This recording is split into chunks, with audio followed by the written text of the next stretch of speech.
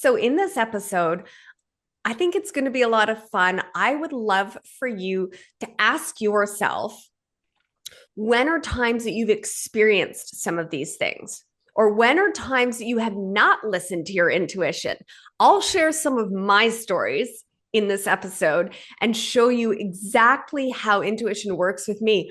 But I would love to hear your stories. Comment them below, send them to us, and either times where you've listened to your intuition and gotten synchronicities. Intuition can come in the form of repeating numbers, or you hear a song that comes on the radio that was just about what you were thinking about. Synchronicities and intuitive information are constantly happening. It's just whether we are stuck up here in our brain or whether we're able to perceive them and if we're asking for them. So this is going to be a really fun episode. I'm going to share some pretty cool stories, and I can't wait to hear your stories too. Hello and welcome back to another episode of Magnetic Masculinity Podcast. Today we're talking about intuition. And I think it might be valuable before you get into the topic to define what is intuition. Yeah, absolutely. So there are different words for intuition. Okay, we could call it intuition. We could call it a gut feeling. We could call it being psychic. Same thing. Psychic is just an intuitive way to get information. So we could define it different ways. But if we want to use the magnetic masculinity blueprint, remember that we are like little vehicles. Okay. So each human being is their own vehicle. Your brain is the supercomputer in this multidimensional man model. And you want to think of yourself as your brain has its own software, right? It has its own programs, it has its own operating system, all the information, all of your experiential comparison to everything that's happening since childhood. But in addition to that, modern understandings of physics and ancient mystics have always told us there is another source of information, the Akashic or the World Wide Web. Another way to look at it, so you could be getting information from the World Wide Web, which is outside of your computer, right? So you have all the stuff stored on your computer, but there's also stuff stored on the internet. And if we look at some of the models, like we talked about living in a simulation, or some of the episodes I did with Tom Campbell, and we imagine that we have a higher self or a soul that's playing our third dimensional avatar, intuition could be listening to that part of ourself that has a more meta, expanded view and is less limited by the software of the brain. So it could be information from the World Wide Web, or it could be information from that particular part of the World Wide Web, which is your higher self. It's connecting to different parts of the electromagnetic spectrum that we may not necessarily perceive with our eyes, and that old scientific models did not have an explanation yet for as they do now. So think of like, you and I right now are on different continents recording this, and we're doing it instantaneously through video. And somehow this computer is taking an image and zooming it instantly across the World Wide Web, and you and I are able to have this conversation. So we can agree that there are lots of parts of the electromagnetic spectrum that we cannot necessarily perceive and that we did not used to understand, but we still know that it exists. Or think of a time when, has this ever happened to you or anybody listening, where you start thinking about somebody you haven't seen for a long time, and all of a sudden they phone you out of the blue, or you get a hunch about something and it comes true. So all of those different things are different ways to look at what we call intuition, our inner knowing, our inner guidance, which is more about our vehicle of consciousness connecting to source, or connecting to the database, or connecting to higher wisdom, rather than only accessing the software in the supercomputer. So again, if we use a metaphor like back into our vehicle of consciousness and the supercomputer, You might have a computer filled with information, but if it's not plugged into the World Wide Web, it only has the information in that computer to draw on. And some people might have like fiber optic connection to the World Wide Web, like me, or other psychics, or people that are very intuitive, or they might have dial up. So some people are born with really strong intuition or a good, strong connection to that database. Um, a lot of autistic people like myself on various ends of the autistic spectrum are known for learning things intuitively. So that's another way that um, that we look at, yeah, how do we learn things that we learn that we may not have. Most of the things I've learned, I learn intuitively, then I find them in a book 10 years later and I think, oh, maybe that was true, I wasn't making it up. So yeah, Do you, intuition. how do you know, identify intuition? How does it look or feel like? Especially, I think for men listening, um, a lot of the times they might focus more on the logic and less intuition. So they might be less familiar with that sense of like what intuition is, what does it look like, how to identify that. What would be in like suggestions there?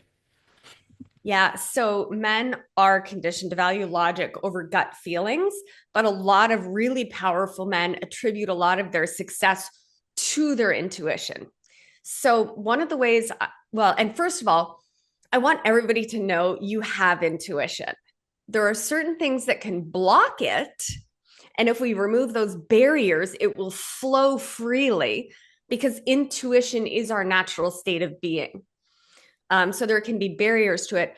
One of the ways I know if I'm in logic or intuition, left brain, right brain, or um, head thinking versus heart thinking, I call it, is if something is really fast and frantic and long and complicated, I know it's my head, it's my thoughts. So when I get intuitive information, I try to imagine moving my energy from my brain down to my heart, because your heart is that battery, right? Your heart connects you to the World Wide Web. So intuition tends to feel like in your gut or in your heart, it's calm, it's clear, and it's usually short. It's not like, well, if I took this job, you could have this and that happen and this person, but blah, blah, blah, blah, blah. Intuition is more like, yes, no, turn left, move to San Francisco. I don't know, whatever. It's just very calm.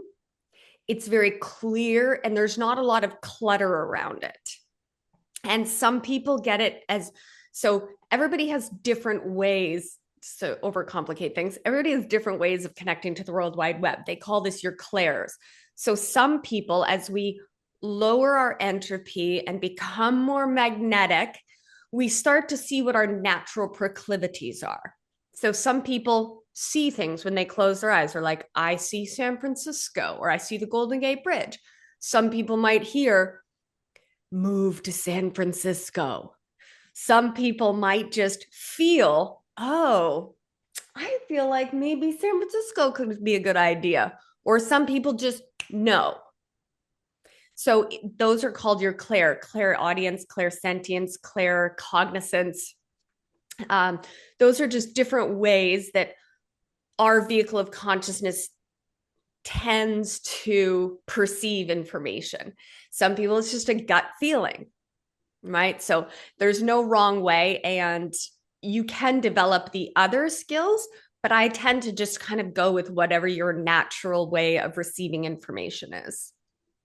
What would the Is there like an example that you could give about what's the difference between, let's say, making decision coming from purely logic versus intuition, and even like how do they work together when it comes to decision making? Right. That's a great question. I think so. I've been on both ends of the pendulum swing. I lived a large portion of my life where I just did everything intuitively and I just poo pooed logic and sort of shut down my left brain. And I was just like, what should I do? Okay, I'll go left. And I have been in states after meditating for several years or spending, years in silence, where my intuition was so strong. I could get, and I mean, I wouldn't believe this if it didn't happen to me, but it did happen to me, where I could get turn by turn navigation in my car in a city I'd never been in. Hey, I need to find such and such. Should I turn left or right? And I could do everything based on intuition and get very clear information.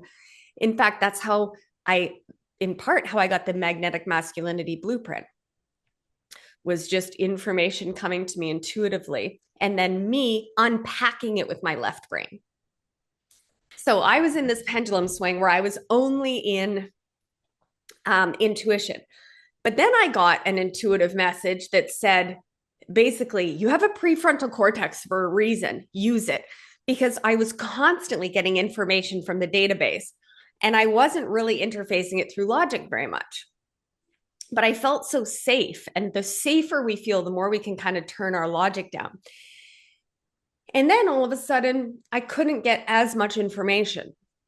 And then the intuitive information that I got was, you have a prefrontal cortex, use it. And then I've also been in pendulum swings in my life where I feel very unsafe. And because I was blessed with such a capable mind, I would overthink everything and process a lot of data. And I am neurodivergent, so I can process a lot of data at once, where I tune out my intuition and just frantically try to think through everything. And I have both of those skills.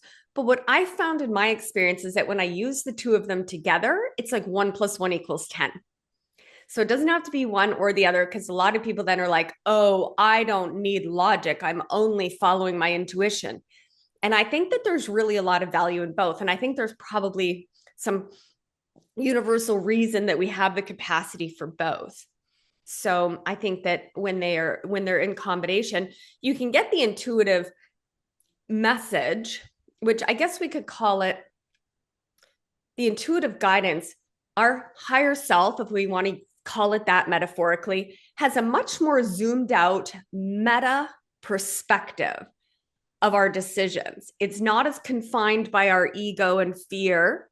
So when it has a big, and it's often thinking so much bigger and more exciting than our little brains are capable of, or that our ego or our conditioned self will allow us to dream. So it just sees, it's like we're seeing like this. Our intuitive self or our higher self or the information database is seeing like this. It just has so many more data points and it has so much less fear that it tends to make decisions not only that have that much bigger, more zoomed out perspective, but that are also more in alignment with love and growth rather than fear and protection. So when we develop our thinking skills and we develop, it's like having two different ways to get information. And when you can access both very capably and you still get your free will, you still get to choose, even if you get an intuitive hit, you can say, I'm not ready for that yet. I don't want to move to San Francisco, whatever it is. So does that answer your question? And with that, you mentioned feeling safe and intuition, that once you started to feel less safe, you were able to, or like you didn't maybe get that much intuitive. What's the link there between feeling safe and intuition, and what's the link specifically for men? Well, men often, not all men, I'm generalizing, but men typically in society have been sort of made to feel very unsafe. It's all about competition and being the best. And a lot of men, because we're in the emotional dark ages, not blaming anyone, like in our last episode, we're not parent blaming, but a lot of men did not get their emotional needs met and did not get secure attachment in childhood. So no matter what they've built these, they've built everything they've built on a foundation of unsafety and not able to perceive their own emotions. So what that does is it robs them from that emotional navigation system, right? Your emotional navigation system is constantly giving you intuitive feedback, either feedback about what your wounds and fears are, or sometimes that's information from outside of this physical third dimension body. So And also because men are, they sort of overdevelop the left side of their brain. So that's their default. And when they feel unsafe and they don't know how to tap into their heart and tap into their emotional navigation system, and they've only relied on the brain, they, they have a lot of mental chatter, and they have a lot of fear of failure and a lot of emotional unsafety. And again, that disconnection from our emotions weakens our intuitive guidance. So it's, but the thing is, I want people to understand, they always say like women's intuition, a woman knows. Men have it too, and men are as connected to source as we are in a different way.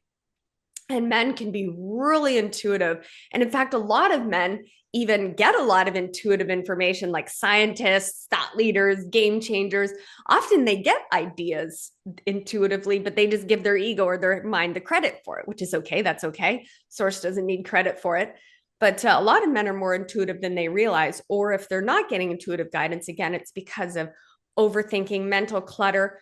Not only that, but if we look at the gut brain connection, the gut brain heart connection, and we know now in better science than we used to have, because science is ever evolving, that we have brain cells in our head. That's where we used to think our brain, that's where our brain is. Now they know that there's a lot of brain cells in the heart and a lot of brain cells in the gut, and that we could even just call this whole body and our nervous system a brain. So when we're constantly doom scrolling on Twitter and online a lot, and eating poorly, so our gut is impacted, and our vagus nerve is inflamed because we're wearing cologne and exposed to a lot of environmental toxins. Those things can also dull the intuition, because again, they impact our organs, which is part of our way in this vehicle of consciousness that we connect to the World Wide Web. So, speaking on things that are getting in a way, like what are some of the struggles or challenges when it comes to men connecting with their intuition? Belief. So if they don't believe that they have access, or they don't believe that they're powerful, or they don't believe that they have a higher self, or they don't believe whatever they don't believe, that can impact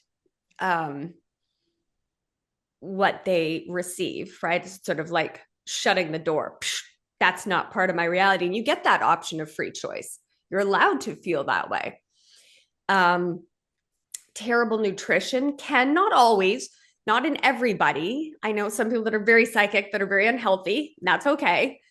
But that can impact it. So again, if your gut is really like digesting a lot of fats, and you're not, you're not able to feel as clearly, then it's harder to feel those sort of more subtle feelings. Overthinking. So again, just always having the left brain cranked on, cranked on, cranked on, which is why a lot of men are preferring to meditate, or they go to the gym, or they go for a hike, or whatever their preferred way to calm the mind is. The intuition is always there.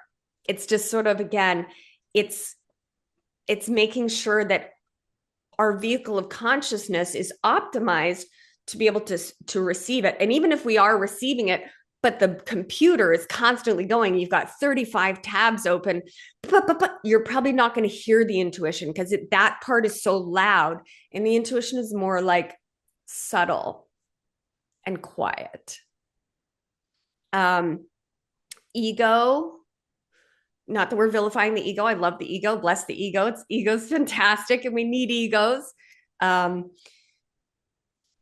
But which is sort of like this, I want to be right. And then it's sort of trying to find information. The brain will find evidence of what it believes, and it'll ignore anything outside of that. So then it might ignore your intuition. Feelings of fear and powerlessness, not listening to our emotions, or having a lot of men, especially really sensitive or empathic men, have had to shut down their emotional navigation system to function. Yeah, I would say those are some of the main barriers. With And again, the some men are completely getting intuitive information. They just don't realize that, nor do they credit that part of information. with the overthinking, I kind of touched on a few things that could be done, like meditation, gym, hiking. The question I had was in alignment of like what helps to calm the mind when it comes to the overthinking or having this chatter going on, or how to identify for men like that are listening what actually can help them or could work for them. Yeah. So they could go back and listen to our episode on meditation, because the word meditation, all it means is trying to access different parts of our brain. And we know that on an average, we access very tiny parts of our brain, and there's lots of parts of our brain that are not accessed. So, whether it be silent meditation, focusing on a mantra, listening to binaural beats, there's so many different ways to meditate. The great thing about meditation is you can't fail at meditation, because as long as you're trying and showing up, then over time it's having some sort of an impact. And if it's not, you might be starting too long, or you might be going into meditation with the idea that I need to shut my brain up and I need to have no thoughts. And as Carl Jung said, what we resist persists. So if your brain is nervous and upset and it's been hyper thinking and you tell it to calm down and it doesn't feel safe to do so, it's going to get louder. And that's when we might want to do a little more trauma work, like we talked about a couple of episodes before, because it might mean that your nervous system doesn't feel safe to relax. And then you would probably want a more somatic type tool, something in your body like dancing or shaking or EMDR, because some people just have a lot of unhealed trauma that prevents them from relaxing physically. And again, it's, if you go into meditation for 10 minutes and you sit there and you go, okay, I'm just going to watch my mind think for 10 minutes. That's going to make you feel a lot better than being like, I have to go to no thoughts and I have to do this. And then it becomes a new way to punish themselves for performance or to hold themselves to a high standard of something that they don't seem to be able to achieve. So if you sit there for 10 minutes and you watch your brain go, this was such a stupid idea. Sandy's podcast is useless. I wonder what I'm going to have for dinner. Remember that bacon sandwich I had last week? If you can watch it chitter chatter for 10 minutes, you've succeeded. You've nailed it, because you're watching it and just sort of being with it. So it's more about being with it rather than abandoning it or trying to wrestle it into submission. And a lot of men, if they have trauma and they don't feel safe to relax, it's going to be harder for their nervous system to relax into that. And that's, for some people, silent meditation is great. For some people, working out at the gym is great. So you could seek help from a coach or a psychologist or somebody that can help you figure out what your personal biggest barriers are and what tools would be most effective for you. And we do have an episode, I think it was last week or the week before, about 10 ways to calm your nervous system. And over time, that can be very helpful. Another thing that can be really helpful is asking, right? Just asking. So for me, if I say like, should I accept that job in Miami? Your head will say, well, it has this, but and it might be helpful to do that. Let your mind make a pros and cons list. Lessen that, let it be heard. Then once it's dumped all of its thoughts, ask yourself again. And imagine taking all of your energy into an elevator in your head. Imagine there's an elevator in your head, and put all your energy in that elevator and take that elevator down, a few floors to your heart. And then maybe even put your hands on your heart so you have awareness there, and then say, should I hire Bob or should I move to Miami? And that information, when it comes intuitively, is going to come so fast, you're going to barely even have formed the sentence yet. It'll say yes, no, go with that. Another way you could do it is, a different strategy is ask yourself, So if you're trying to decide this or that, and you want to start learning and developing that intuition more, ask yourself, which choice would somebody who loves themselves make? That's, I don't know why that hack kind of works. Like, should I go to Boston or San Francisco? What would somebody who really loves themselves do? Right. And that kind of brings us out of that shooting all over ourselves and into more of a heart centered space, which is going to allow us to potentially get more intuitive information. Uh, with the ego, I had a follow-up question there because you said that a lot of times ego is about wanting to be right and how to find that balance between wanting to be right and trusting that what intuition gives you, what comes to you in whatever format it might come, knowing that for a lot of men, the way they grew up, there's that societal expectation to be competent, to be right. And then they might go through that battle of, I want to be right, but the idea that came to me, it might not make me feel right in whatever capacity. How to navigate that and how to trust that, knowing that it's really important for men or the way they have been conditioned in many ways to be right and to be competent. Well, here's the great thing about information. Now, learning to developing your intuition is like any skill. The more work you put into it, the better it's going to work. And over time, you could maybe start small. And over time, you want to be right. Trust that God, source, the database is a lot more accurate in my experience than the software in my mind and my ego. So you want to be right and you want to be competent, get the information, you know, that doesn't have all these filters of fear and ego and bias and belief. Men who really develop their ego become incredibly powerful and incredibly accurate. So I would propose, like, I wrote down some quotes. Like Steve Jobs credited most of his success to intuition. So Steve Jobs said, intuition is a very powerful thing, far more powerful than intellect. Albert Einstein, the intuitive mind is a sacred gift, and the rational mind is a faithful servant. Or Oprah Winfrey, follow your instincts. That's where true wisdom manifests.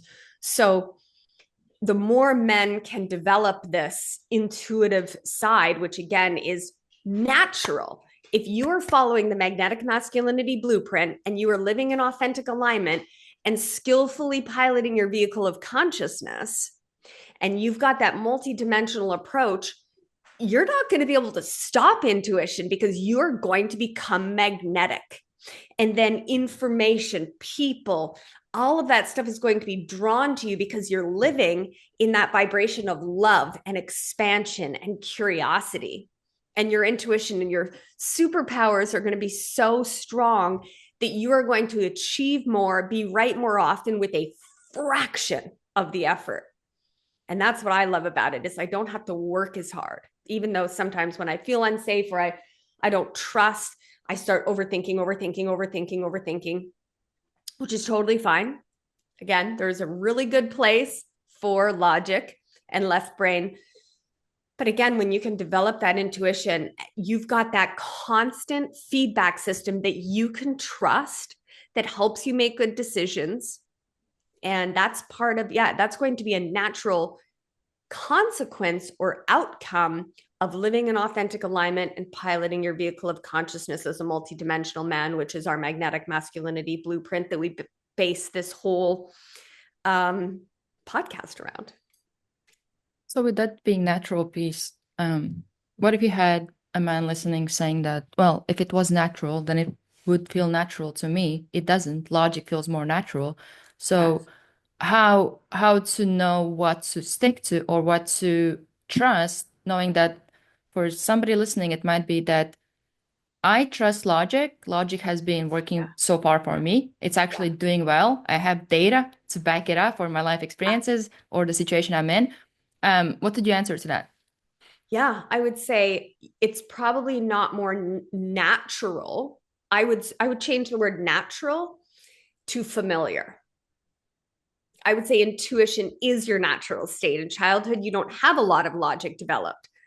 But it's that conditioning, that socialization that gives us all of that data that goes into our supercomputer before the age of 7, right? Because 90 to 95% of the thoughts we think, the actions we speak, the words we choose, the patterns we experience are based on subconscious programming from before the age of 7. So, yes, that's familiar to you, and it definitely has value.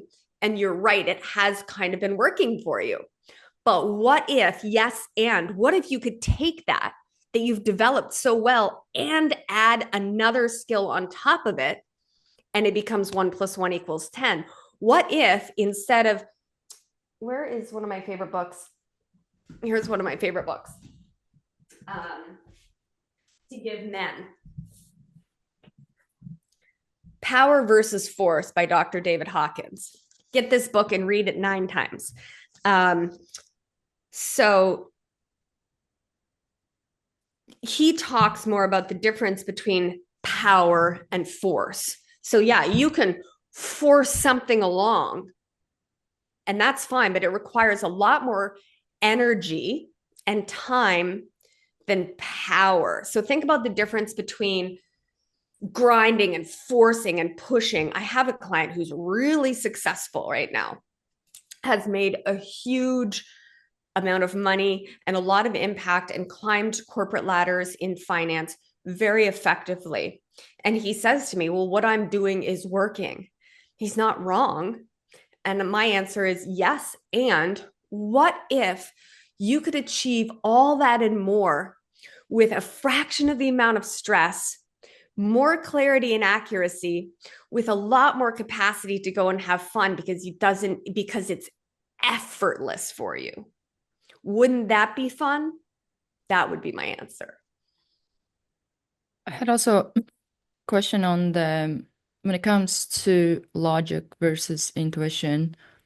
Why is it, well, it's my assumption, or from what I have learned so far, that a lot of times it feels like logic trumps the intuition, or it seems like intuition is associated that it will cause more mistakes or failure than logic.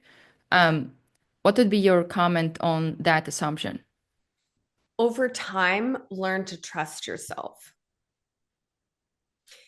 Let's increase your feelings of safety, trust, and trust is built. So you'll build that trust with yourself over time. And the more you work on your authentic alignment and opening your heart and charging that heart battery and getting that emotional navigation system online and not operating constantly in left brain and fear, you're just going to feel better. And you're going to, over time, you're going to see, I want you to experience it. Don't take my word for it. Experience it, play with it, start small. Now, the tricky thing, I want to make this simple, but I'm going to add another layer in here, is learning to discern between fear, ego, and logic and intuition. Because a lot of men will say to me, oh, my intuition told me that my wife is cheating on me and that I should quit my job and move across the country. And I'm like, okay. How are you discerning the difference between your subconscious talking or one of your, if you refer back to our episode on parts work, how do we know? Let's make sure it's not one of our unintegrated parts grabbing the talking stick from our subconscious. So that's why we love parts work, is giving all your parts a seat at the table, a seat at the boardroom, and letting them hold the talking stick so that we're not having those hostile takeovers from unconscious, unintegrated parts of ourselves. Because then it can be tricky to tell the difference between intuition and unintegrated subconscious parts, if that makes sense. So I mentioned Or also ego or fear making decisions, and they're like, well, my intuition says that something, and it feels very like heavy and dense and fearful. then it's probably less likely that gentle, clear, calm, intuitive guidance that comes through very clear, very calm, very loving, fast. So when I say calm, I also mean fast. Like it's like, right? Because information travels. Look at you and I again in this video. Information from that's being bopped around in the non-visible parts of the electromagnetic spectrum are fast. So it'll come fast. Or maybe you ask a question and it'll come to you in a day. So it could also come in a different way. So I don't want to tell anybody this is how your intuition is going to come to you. I don't think that's helpful. So actually, I challenge myself on that. For me, it typically comes very fast. But I also, if I ask for signs, so okay, let me give you some examples. Okay, I think this could be very helpful, and it's really fun. So I sometimes, even though I have so many decades of accurate evidence, how powerful my intuition or my guides or whatever you want to call it are, I still, my little left brain and my ego are like, nope, that's not right. We're going to do it this way. So something I've started doing is I say, I need the information. You can, I don't like the word control. You can influence how you get information. Tell the database how, tell your higher self, whatever, tell God, tell the angels, whatever your metaphor is, perfect. They're all valid metaphors. Tell them how you want the information. So sometimes I say, I need you to be really clear with me. For instance, when I was trying to decide whether my husband and I should move to North Carolina, I was living in Canada. I had never lived in the United States. I don't even think I'd ever heard of North Carolina because I'm a little geographically ignorant. And I said, okay, we're gonna buy a house somewhere I've never been. I need to know. And my intuition said he listed a bunch of states that were warm, that had ocean, that had mountains. So I went through my logic and I said, here's all the things I like, and here's all the things I don't like. I don't like being cold. I like having access to cities, but I don't like living in the city. I like a lot of nature. So I went through all my logic. And here's what I need to feel safe. And he said, okay, here's 5 or 6 states. My first hit intuitively was North Carolina. And then I said, I don't feel safe to make this decision. So I said, I need you to be crystal clear with me. And I don't frequently ask for crystal clear. I'm usually like, I respect free will. I don't mind making choices, learning from them, making mistakes, failing. But I was like, this is a big one. I need really clear information. So an hour later, my roommate, my partner that I was living with at the time, came upstairs and said, oh, I'm not going to LA this week. I'm going to be going to North Carolina instead because the CEO got redirected. I was like, oh. Then a couple of hours later, I had told my sister what I had done. A couple hours later, my sister called me all weepy because she was in a store that belonged to a close friend of mine. And on the radio was a song neither of us had ever heard called Going to Carolina in My Mind. And so I looked up the song and it's like, I'm going to Carolina. And it was by James Taylor, and it was from 1976, the year I was born. And my sister heard it. So that was like an external thing. Then the next day, one of my clients said, oh, I'm looking at this plot of land. He's a real estate developer in Boston. He's like, I'm looking at this plot of land, 100 acres in North Carolina. I'm like, and then finally, we had a smoke detector going off, like beep, beep, beep, beep. And I took it down and I found this impossibly tiny little screwdriver to take the stupid little thing off so I could change the battery so it stopped screeching at me. And inside it said, made in North Carolina. So you can ask, be like, I'm too dumb. I'm a terrible listener and I'm a slow learner. I need you to be really, really crystal clear with me. So recently we were in Costa Rica and we were thinking about buying a second home potentially in Costa Rica in a year or two. And it's somewhere I've always kind of thought, I'm not sure if I want to live there. So we were looking at houses there and we were like, oh my gosh, these like all glass houses overlooking the ocean where you could see dolphins and whales from your bed and like outdoor showers and mango trees. And we were just like, holy. And I was like, I need a really clear sign. So again, I asked for a very clear message because intuitively, Intellectually, my left brain wanted to go there, but intuitively, I felt very hesitant. So I was like, is that hesitation fear or is that hesitation intuition? I don't know. I don't know. So I said, give me a really clear message. Well, 2 days after I got there, I got bit by spiders and I had all these spider bites on my leg. No problem. I mean, it's the jungle. What are you going to do? Then I woke up one morning and I had a bug bite here that was quite nasty. And the next morning I woke up and I had this bloodline going all the way up here and I felt terrible and I had a blood infection. Then the next day I ate something that made me sick and I got the worst flu I've ever had, or the worst food poisoning I've ever had in my life. Projectile vomited on my husband. And yeah, all my bodily functions happened outside. Wasn't great. But I don't mind. I'm like, okay, I get it. That's fine.